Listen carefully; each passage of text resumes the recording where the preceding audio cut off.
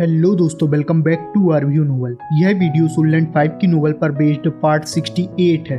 अब मेई बस एक दिन दूर होती है सूरा के असली फेस देखने से, लेकिन तांगसन इस बात से घबराया हुआ होता है और मेई से कहता है उस फ्यूचर देखने वाली एबिलिटी को यूज नहीं करोगी। इस पर मेई ने कोशिश करने को कहा होता है कि वह इस स्किल का यूज नहीं करेगी। इसी के साथ तांगसन कुछ खुश होते हुए कहता है, चलो तो फाइनल मैच के लिए स्ट्रेटजी बनाते हैं। हालांकि इस बार के ओपोनेंट मैंगटे के जैसे स्ट्रॉन्ग नहीं है। अब तांगसन इस बढ़ी हुई पावर को कैसे यूज किया जाए इसके बारे में सोच रहा होता है। साथ ही तांगसन की सोच कैरी सिटी चली जाती है। तांगसन का मेई के साथ का यह समय काफी ज्यादा जल्दी बीत चुका होता है। डिनर के बाद मेई अपने घर लौट जाती है, लेकिन तांगसन खुद को शांत नहीं कर पा रहा होता है और चिंता में होता है फेस देखने के बाद मेई का क्या रिएक्शन होने वाला है। खास तौर पर मेई ने सूरा से ही तांगसन को खोजने का भी कहा होता है और जब मेई ने सूरा को मिल्क टी कप देने से मना कर दिया होता है और तांगसन को मेई ने अलग से मिल्क कप टी दी होती है। इस तरह की सोच के साथ तांगसन का मूड काफी ज्यादा कॉम्प्लेक्स हो जाता है। साथ ही तांगसन यह भी समझ चुका था यदि मेई से आगे रिश्ता बढ़ाना है तो इस मास्क के बैरियर को खत्म करना होगा।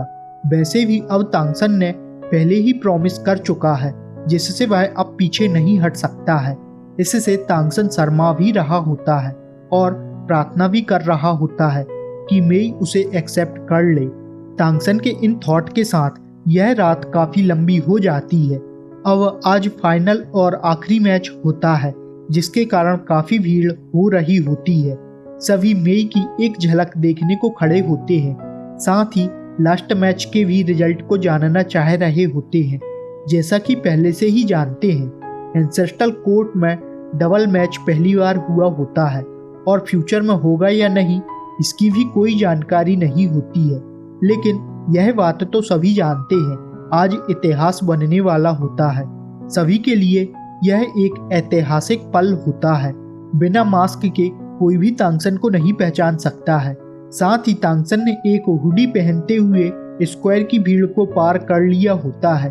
यह सब देखने के साथ ही तांगसन उस हेल गार्डन के बारे में भी सोचने लगता है, क्योंकि तांगसन गॉड लेवल पर पहुंचने के बाद वहां पर नहीं पहुंच सकता है। साथ ही तांगसन को हेल गार्डन से जुड़ा हुआ उसका लक भी लगता है, क्योंकि लॉटरी को ड्रॉ करने में तांगसन ने किसी टाइप के लक एबिलिटी का यूज नहीं किया था। अब तक मेई भी आ जाती है। मेई बताती है रात में उसने कल्टीवेशन के साथ डबल ब्लड लाइन को स्विच करने की कोशिश की होती है। साथ ही वह तांगसन से जानना चाह रही होती है आखिरकार उसके पास कितनी ब्लड लाइन है। तब तांगसन ने फिर से मैच और रिवॉर्ड के बाद तांगसन वापस जाने के बाद जानकारी देगा कहता है। तांगसन और मेई बेटिंग एरिया में होते हैं। तभी तांगसन को एक वार्निंग देने वाला एहसास होता है जो वीआईपी बॉक्स की ओर से होता है। तभी आसमान से एक धुंधली सी रोशनी आने लगती है। पूरा माहौल ही बदलने लगता है। यह वही है जिससे तांगसन को सबसे ज्यादा डर लगता है। यह स्काई फॉक्स एम्परर तियानियू होता है। यही आज के मैच का रेफरी होने वाला होता है। अब इस फाइट के दौरान तांगसन इससे कहीं भी नहीं छिप सकता है।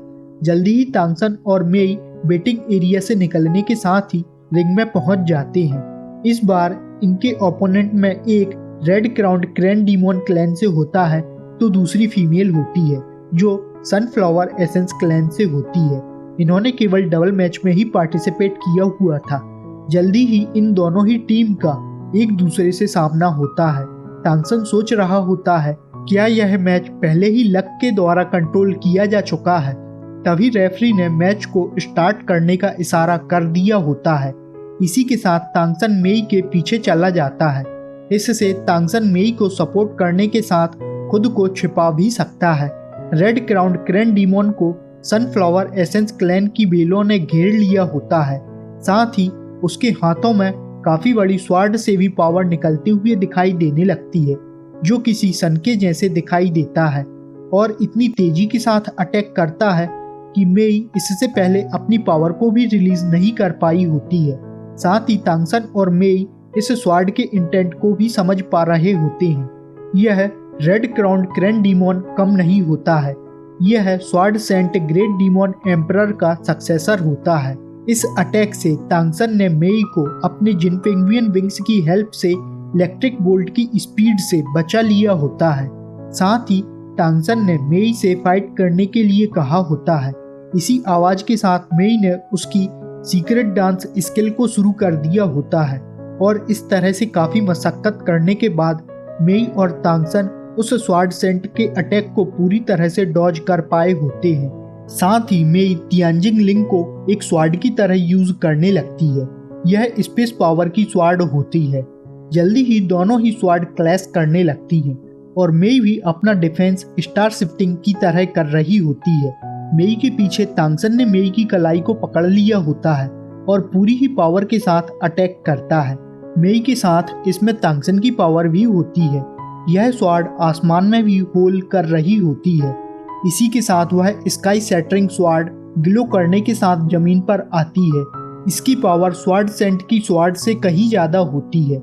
इस समय मेई और उसके पीछे तांगसन पूरी तरह से एक हो जाते हैं और मैजिकल सर्कल के बनने के साथ ही स्वॉर्ड गायब हो जाती है। यहाँ पर तांगसन ने हेवंस प्रोफाउंड सर्किल का यूज भी किया होता है। मेई ने इस समय जिस ऑरा को फील किया होता है वह डिवाइन सेंस होता है। इसे पाने के लिए तांगसन ने पूरी ही स्पिरिचुअल एनर्जी को एक कर दिया होता है, जिससे यह गॉड लेवल सेंस में बदल जाता है, जिससे वह मैजिकल सर्किल पूरी तरह से बन सके और पावरफुल भी। और इस तरह से तांगसन और मेई ने अटैक को डॉज ही नहीं बल्कि रिवर्स अटैक भी किया होता है। ओपोनेंट दिखाई देते हैं, वे जमीन पर गिर जाते हैं, उनका चेहरा भी पीला पड़ चुका होता है। इस तरह से यह मैच खत्म हो चुका होता है। भले ही एम्परर स्काई फॉक्स ने अनाउंस नहीं किया होता है, तभी एम्परर स्काई फॉक्स की आवाज आती है। सूरा यंग मास्टर मेई इस डबल कंपटीशन की फाइनल चैंपियन है। अनाउंस करते हुए एम्परर तियानियू को कुछ फील होता है।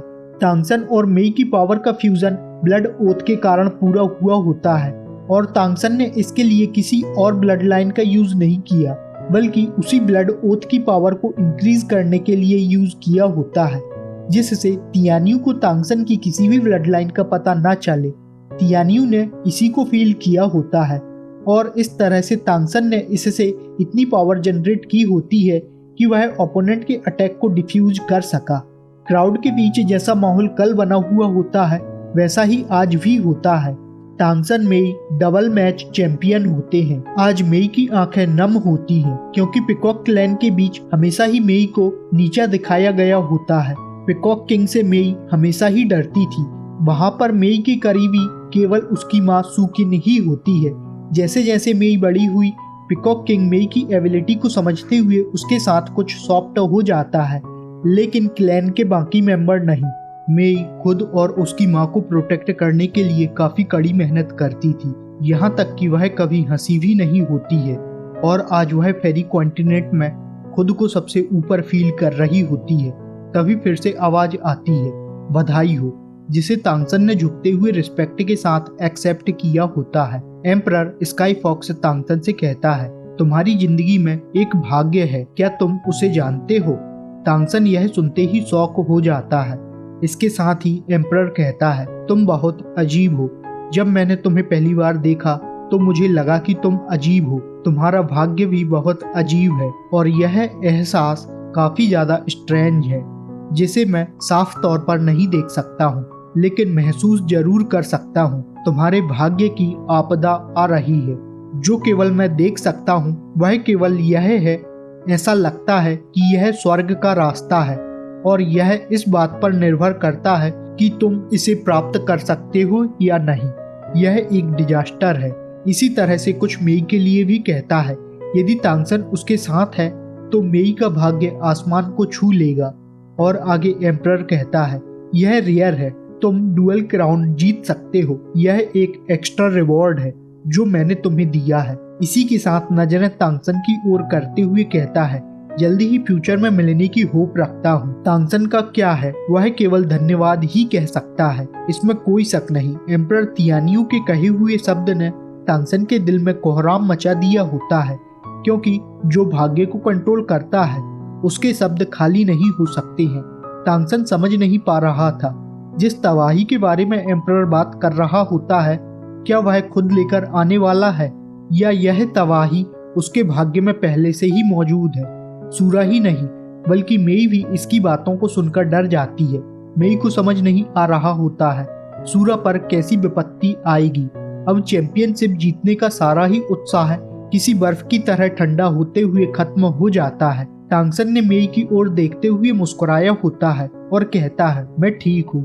मेई ने गहरी सांस लेते हुए कहा होता है, रिवॉर्ड को कलेक्ट करने के बाद हम तुरंत ही कैरी सिटी के लिए निकल जाएंगी।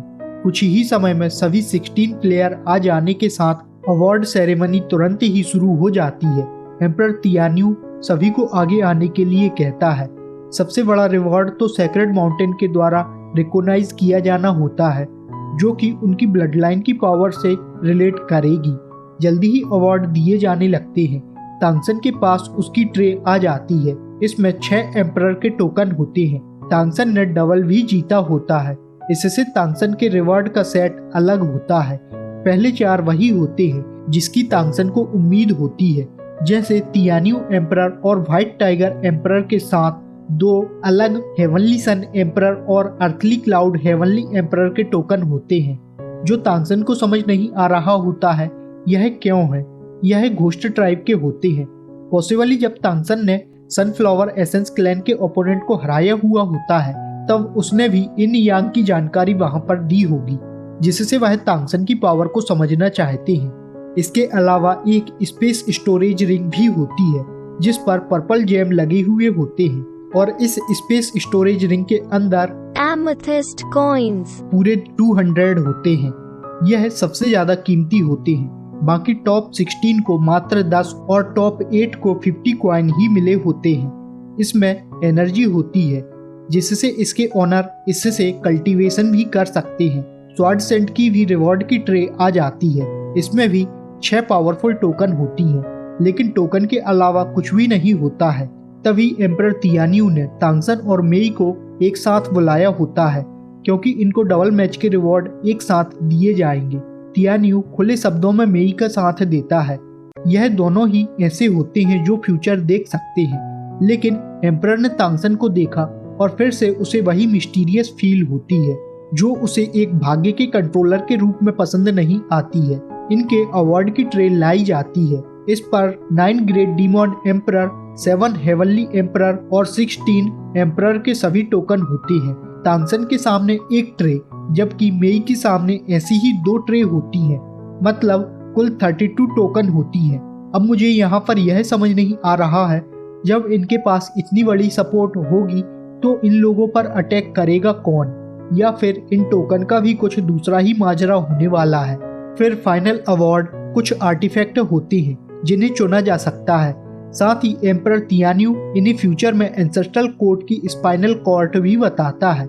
यह आर्टिफैक्ट पावरफुल और वीक भी हो सकते हैं। यह तो उन्हें चुनने वालों पर होता है, वह कौन सा चुनते हैं। सभी आर्टिफैक्ट क्रिस्टल कवर के नीचे होते हैं। मेई और तांगसन 4 आर्टिफैक्ट चुन सकते हैं। इनके चूज किए जाने के बाद एम्परर तियान्यू बताएगा इनका यूज क्या होता है।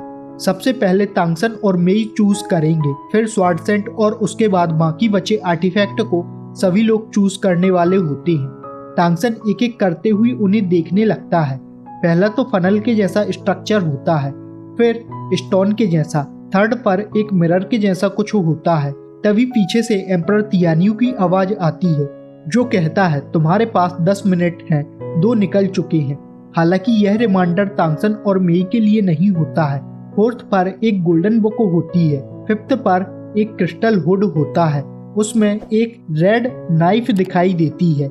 इस तरह से बाकी के भी होते हैं। तांगसन सभी को देखने के बाद बताता है सभी एक्स्ट्रा ऑर्डिनरी हैं। इसके बाद अब सभी इन्हें पिक करना शुरू करेंगे। तांगसन से मेई पूछने लगती है मेरे लिए क्या सही है।